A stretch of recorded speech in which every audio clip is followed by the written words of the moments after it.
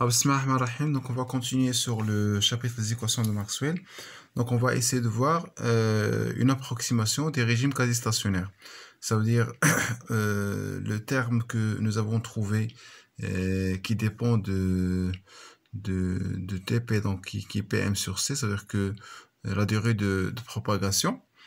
Donc, si on a la durée caractéristique de l'évolution T, elle est très grande devant cette durée de propagation, on va faire cette l'approximation suivante. Ça veut dire que la charge ρ que nous avons vue du point P à l'instant T moins PM sur C, donc cette valeur-là, on peut l'approximer à ρ du point P au même instant T. D'accord? Ça veut dire qu'on va négliger le terme de propagation. Pareil pour J. C'est-à-dire que J aussi du point P à l'instant T moins PM sur C, donc est presque égal à J du point P à l'instant T.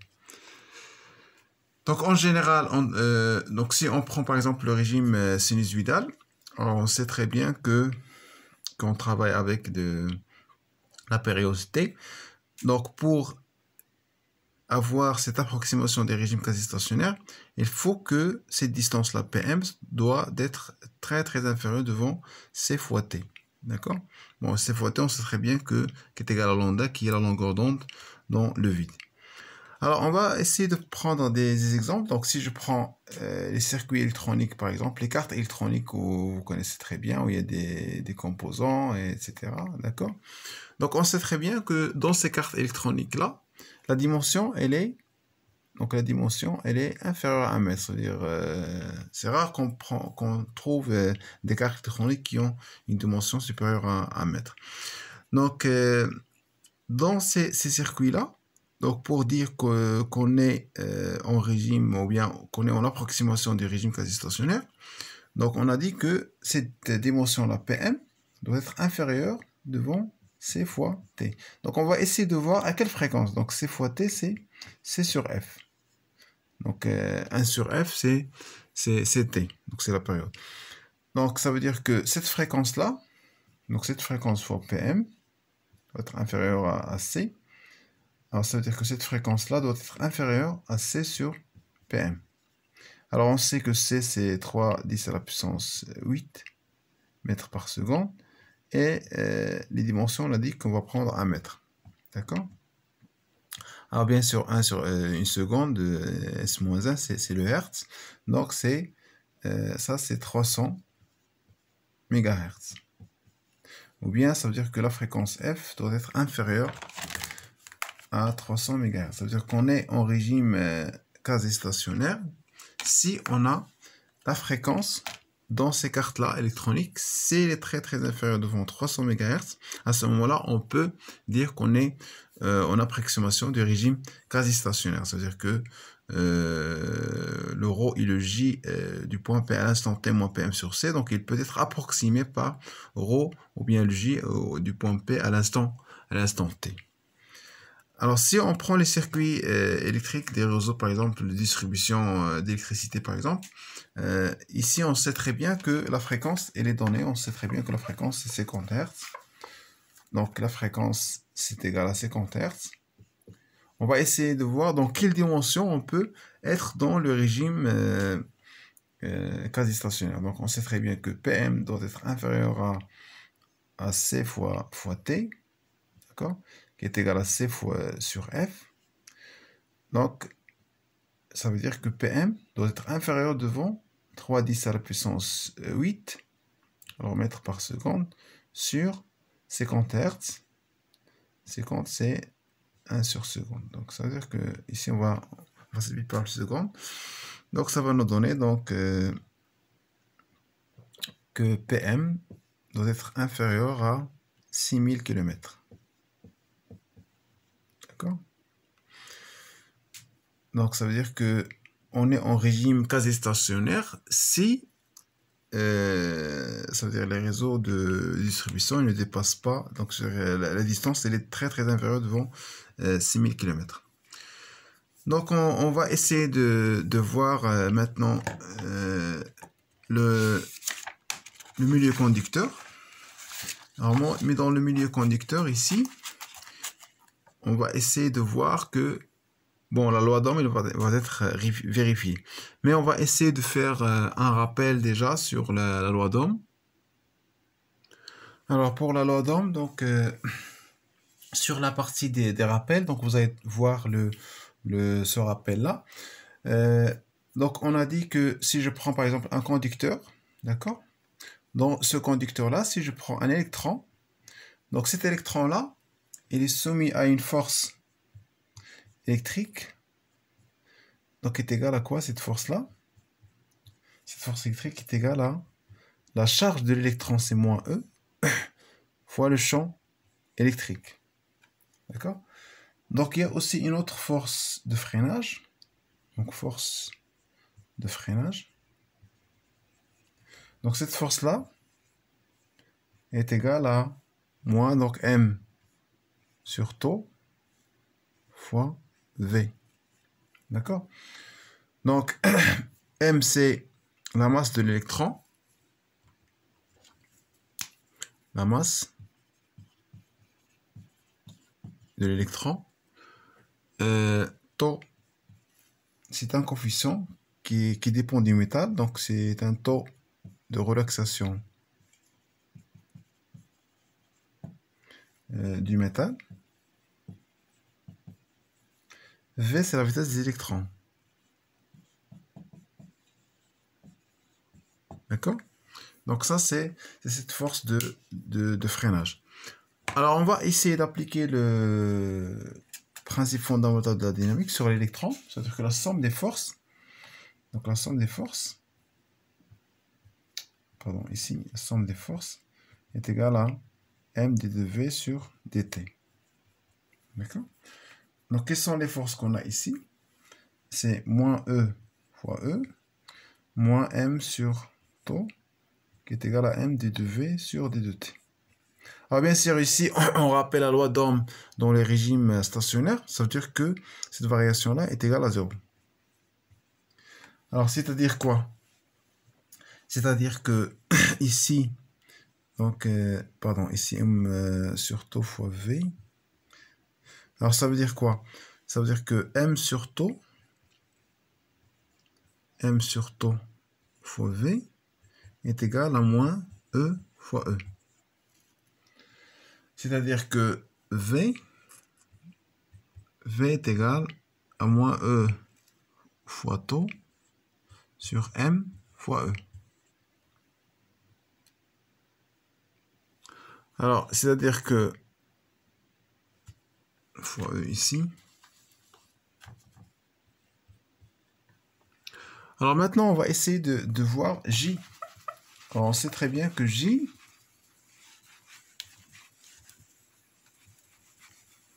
est égal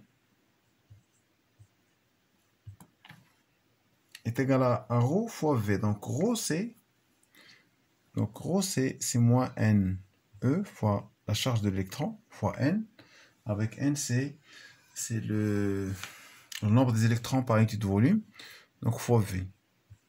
Avec V c'est la vitesse des électrons. Donc on remplace ici, ça va nous donner qui est égal.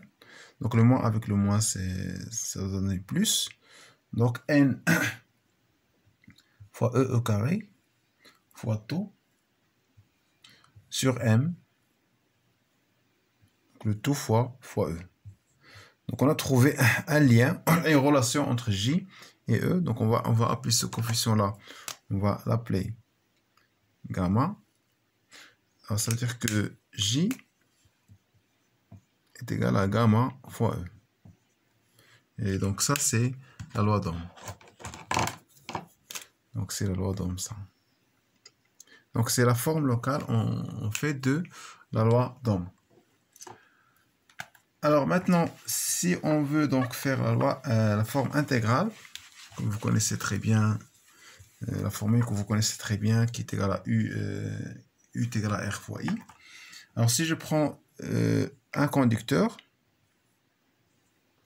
alors dans ce conducteur-là, je vais prendre deux points ici, donc A et B. Donc on sait très bien que le potentiel au point A moins le potentiel au point B, à quoi est égal?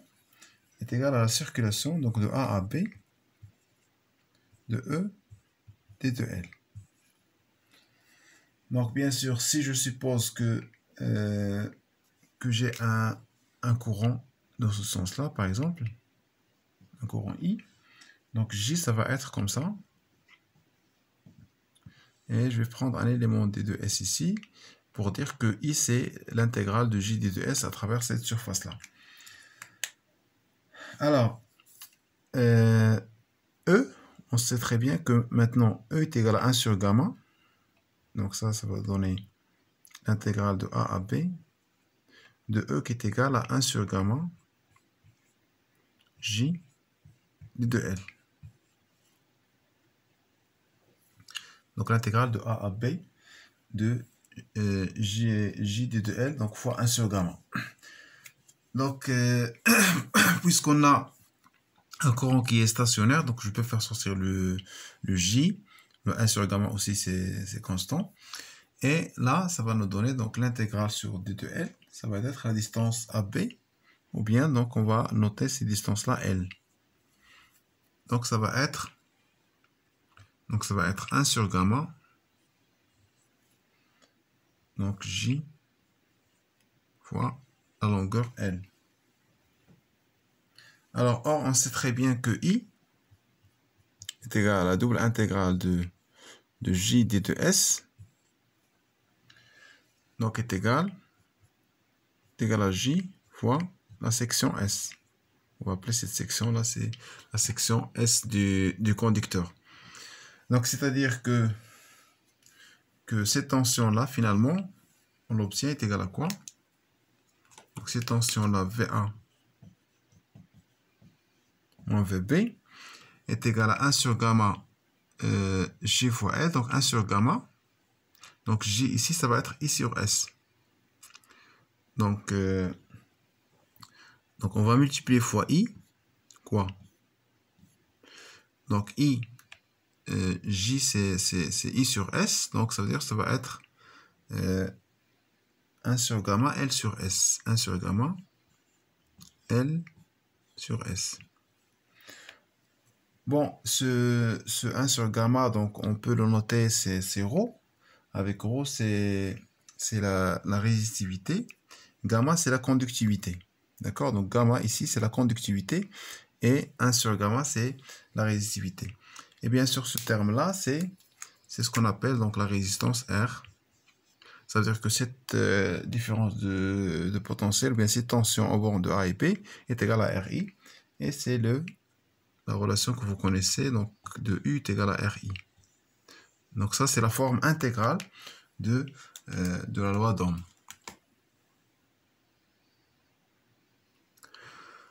Alors maintenant, si je prends le milieu conducteur, donc en régime, c'est-à-dire quand on est dans l'approximation des régimes quasi-stationnaires, ça veut dire que le rappel que nous avons vu, c'est pour la loi d'Ohm, mais en régime stationnaire. Donc, dans l'approximation, la loi d'Ohm reste toujours valable. Ça veut dire quoi la loi d'Ohm? Ça veut dire que J est égal au coefficient de conductivité qui est égal à N au carré qu'on vient de montrer, fois tau sur M fois E. Donc ça, c'est gamma fois E. Donc J est égal à gamma fois E. Donc il est vérifié. Donc avec gamma, c'est la conductivité. Donc gamma, c'est la conductivité. Alors ensuite, le ρ dans le conducteur, c'est presque égal à 0. Car on sait très bien que dans un conducteur, en régime stationnaire, ρ est égal à 0. Donc pareil pour l'approximation du régime quasi-stationnaire, le ρ aussi, donc elle reste donc presque égal à 0. Donc on a aussi le courant qu'on va appeler donc courant de déplacement, d'accord, qui est égal à mi-0, qui est égal à epsilon 0, mi-0 epsilon 0 d de E sur d de T. Elle est très inférieure devant le courant J. Donc pardon, donc GD c'est c'est epsilon 0 d de E sur d de T. Donc ça, c'est le courant de déplacement. Et J, c'est le courant de conduction, J. Donc si on parle de courant de conduction, c'est J. Et le courant de déplacement, c'est epsilon 0 d de E sur d de T. Donc on va essayer de voir maintenant quelques applications. Donc on va commencer par les courants de Foucault. Donc les courants de Foucault, c'est quoi? C'est des courants qui sont... Donc si je prends un métal, par exemple comme ça, cylindrique comme ça, si je plonge ce métal-là dans un champ B variable, il va y avoir des courants qui vont se créer à l'intérieur de ce conducteur-là. Donc ces courants-là s'appellent les courants de Foucault. Donc soit un matériau conducteur, par exemple le fer, de forme cylindrique, est plongé dans un champ B variable uniforme. D'accord? Donc bien sûr c'est un champ variable, mais il est uniforme. Donc et le B est égal à Bm cosinus oméga t suivant EZ. Alors c'est un champ qui est sinusoïdal, qui varie dans le temps, mais quand je prends n'importe quel point dans l'espace, j'ai la même expression de B. D'accord? C'est ce que ça veut dire B qui est uniforme. Alors et on va s'intéresser à calculer ces courants-là dans le conducteur. Alors premièrement, qu'est-ce qu'on va faire? Donc on va essayer de schématiser ça. Donc ici, dans le cylindre, donc l'axe du cylindre, c'est l'axe Z, comme vous voyez ici. Je prends un point M à l'intérieur de ce conducteur-là. Alors, quand j'ai un champ B variable, je sais très bien, d'après les équations de Maxwell, qu'il va y avoir un champ électrique induit à l'intérieur de ce conducteur-là. D'accord? Donc, puisque B variable, donc suite la relation de rotation est également d de B sur d de T, donc automatiquement, il va y avoir un champ E à l'intérieur du conducteur. Donc, si je prends le plan qui passe par M et qui contient l'axe Z, donc ça veut dire ce plan-là, il passe par l'axe Z et qui passe par M, donc ce plan-là, c'est un plan de symétrie de B. D'accord? C'est un plan de symétrie de B parce que on sait que le B, donc, il est suivant EZ, donc ça va être un plan de symétrie de B. Donc c'est un plan d'antisymétrie du courant. Donc pourquoi c'est un plan d'antisymétrie du courant? Parce que c'est un plan de symétrie de B.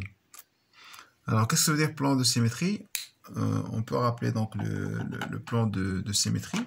Alors, si je prends ce plan-là, je sais que si je prends deux points symétriques, donc M et M', je sais que B de M est suivant EZ. Donc il est comme ça. Et je sais que B de M' aussi, elle est suivant EZ. D'accord? Alors, si je fais donc le symétrie de B de M par rapport à ce plan-là, il est le même. Donc, c'est un plan de symétrie du champ B. Donc, c'est un plan de symétrie du courant, ça veut dire de J. Et maintenant, sur le conducteur, on sait que J est égal à gamma fois E, ça veut dire que J, elle est pareille à E, d'après la loi d'Ohm. Donc, ça veut dire que E de M, elle est perpendiculaire à ce plan-là. Pourquoi? Parce que c'est un plan d'antisymétrie de E. D'accord? Donc, E de M, elle est suivant Eθ. Ça veut dire que le champ créé dans le conducteur ici, il est suivant Eθ. Alors, si on prend les invariances, on sait très bien qu'on a un cylindre, donc on a ce qui est suffisamment très lent. Donc, on a une invariance suivant Z et suivant θ. Donc, ça veut dire que le champ dépend seulement de R. Donc, on obtient l'expression de E suivant Eθ. Donc, on applique le théorème de Maxwell, donc Faraday. Donc, on sait très bien que la circulation de E d de L sur ce circuit-là, sur ce chemin-là C, est égal donc à moins d de B sur d de T, d de S. Alors, bien sûr, on a trouvé que le E est égal est égal donc à E R T, donc suivant Eθ. Donc il est suivant Eθ. D de L ici aussi il est suivant Eθ. Donc un élément D de L, on va le prendre suivant Eθ. Donc la circulation de E D de L, donc ça va être donc E de R de T. L'intégrale de D de L c'est 2πr. Donc fois 2π R, donc le rayon du cercle C. Donc E de R de T fois 2πr. Donc ça va être égal. Donc l'intégrale sur D de S, puisque P elle est uniforme. Donc ça va être moins D de P sur D de T. Donc l'intégrale sur D de S c'est πr carré. C'est PR au carré. Donc ça va nous donner quoi? Ça va nous donner que E de R de T est égal. Donc est égal à moins D de P sur D de T. Donc fois πr au carré divisé par 2πr. Donc on va simplifier par pi par r. Donc ça va nous donner moins r sur 2 d de p sur d de t. Donc ça c'est l'expression de E. Or on sait très bien que G est égal à gamma fois E. Alors c'est-à-dire que J ça va être quoi? Donc J ça va être gamma fois E. Avec E c'est quoi? E c'est E de R de T qui est ça. Donc c'est moins R sur 2 d de P sur d de T suivant Eθ. Donc or B on sait très bien que est égal à Bm cosinus oméga T. Donc quand je vais dériver par rapport à T, donc je vais dériver B, donc ça va nous donner donc gamma. Donc bien sûr la dérivée de cosinus c'est moins sinus, donc ça va nous donner avec le signe moins ça va disparaître, donc ça va nous donner gamma fois Bm fois le R fois oméga. Donc fois le R fois le oméga. Bien sûr sur 2. Donc ici le R sur 2, c'est le R sur 2. Et gamma, donc Bm oméga, c'est dans la dérivée de Bm cosinus oméga t. Donc sinus oméga t suivant Eθ. Donc ça c'est l'expression de J. Alors si on veut représenter donc l'amplitude, donc c'est un courant qui est sinusoïdal, qui a une amplitude AM, d'accord? Que vous voyez qui dépend du rayon R. Donc ici le rayon. Et ici, donc si je remplace par A, ça va nous donner gamma Bm oméga A sur 2. Ici. Donc on a calculé maintenant, on a essayé de trouver donc l'expression de ce courant-là de Foucault dans ce conducteur-là. Alors on va essayer de faire maintenant un bilan de puissance. On va calculer la puissance instantanée et la puissance moyenne. Donc on sait très bien que la puissance c'est triple intégrale de E fois J. Donc on va commencer par la puissance instantanée. Donc on sait très bien que cette puissance-là est égale à triple intégrale de E J d2. Bien sûr, j'intègre sur le conducteur, sur le volume du cylindre, du conducteur. Or, on sait que J est égal à gamma fois E. Donc on a une relation entre J et E. Ça veut dire que je vais intégrer donc cette puissance-là. Donc je vais remplacer E par 1 sur gamma. Donc ça va nous donner 1 sur gamma. Donc triple intégrale de G au carré d de V sur le cylindre. D'accord? Donc, on a déjà calculé J, qui est égal à gamma Bm oméga R sur 2 sinus oméga T. Donc, si je fais si je remplace, donc P est égal, donc je vais simplifier avec, avec le gamma, au lieu d'avoir donc gamma au carré, ou bien je vais remplacer déjà 1 sur gamma, donc triple intégrale de J au carré. J au carré, c'est gamma Bm oméga R sur 2 sinus oméga T au carré des 2V. Donc ici, j'intègre sur le cylindre.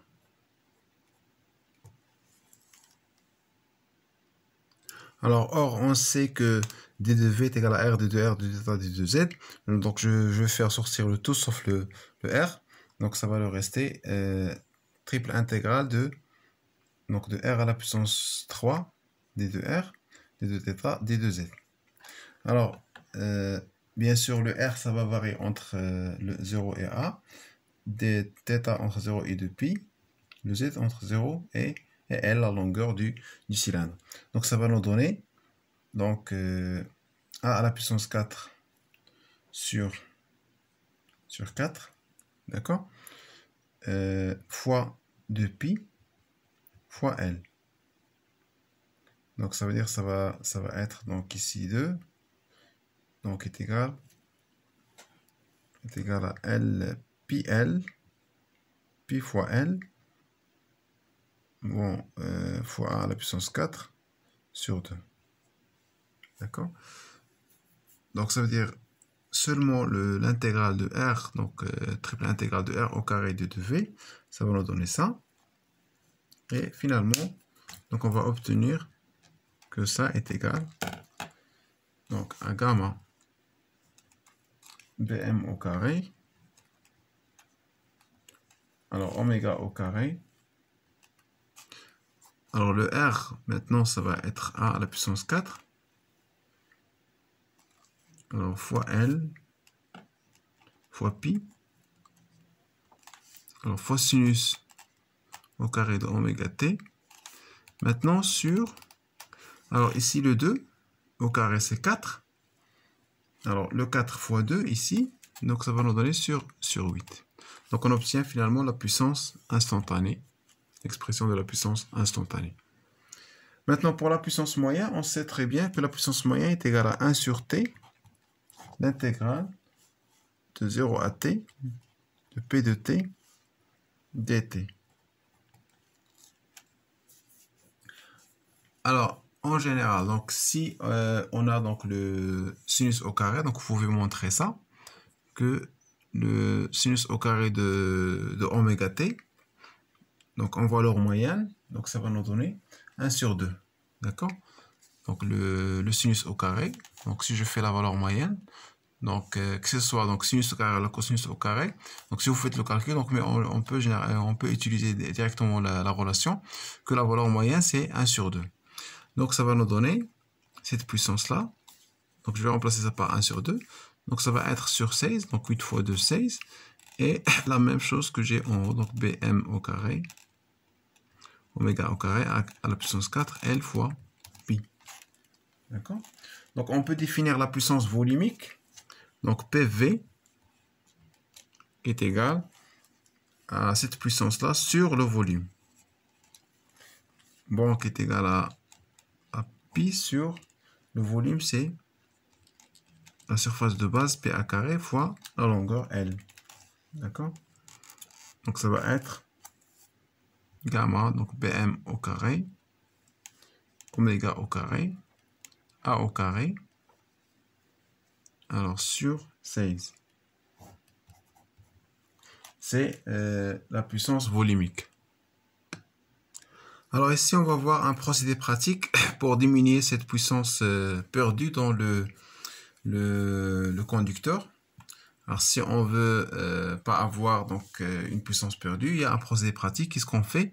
On prend le conducteur, on les subdivise en plusieurs cylindres, d'accord? Bien sûr, on va accepter que, bon, on va faire cette approximation, c'est-à-dire que le volume total de ce cylindre-là, c'est la somme en quelque sorte des volumes des petits cylindres, d'accord? C'est-à-dire qu'on va l'approximer à cette, ça veut dire à la somme des survolumes-là. C'est-à-dire que le volume total, c'est n fois le volume d'un seul cylindre, d'accord? C'est-à-dire que le rayon petit r, donc c'est le rayon ici, petit r, c'est le rayon de ce petit cylindre, que ce rayon-là est égal à A sur la racine de n. Donc on va essayer de calculer la densité. Donc nous avons vu que la densité c'est gamma bm carré oméga carré, le rayon sur 16. Donc le rayon ici maintenant il va être A sur la racine de n, donc au carré. D'accord? Ça veut dire qu'est-ce qu'on obtient? On obtient que ça va être la puissance que nous avons déjà calculée divisée par n. Ça veut dire que la densité, donc il a été divisé par n, ça veut dire qu'on a diminué, avec ce procédé-là, on a diminué la puissance perdue. Donc, si par exemple on prend une pièce massive qui dissipe 1 kW, si on la subdivise en 100 feuilles, la nouvelle puissance dissipée donc est de 10 watts. Donc, on utilise ce procédé-là dans les transformateurs. Donc, vous connaissez très bien le cas des transformateurs. D'un transformateur. Donc ici, vous voyez très bien donc les plaques. Donc sur un transformateur, si vous avez jamais vu un transformateur, donc il est composé de plusieurs feuilles, l'une à côté de l'autre. Pourquoi? C'est pour diminuer la puissance dissipée par bien sûr cette puissance-là. Vous savez très bien que sur le transformateur, donc il y a une bobine, comme ça, primaire et une bobine secondaire. Donc pour diminuer la puissance dissipée dans ces plaques-là, on les feuillette.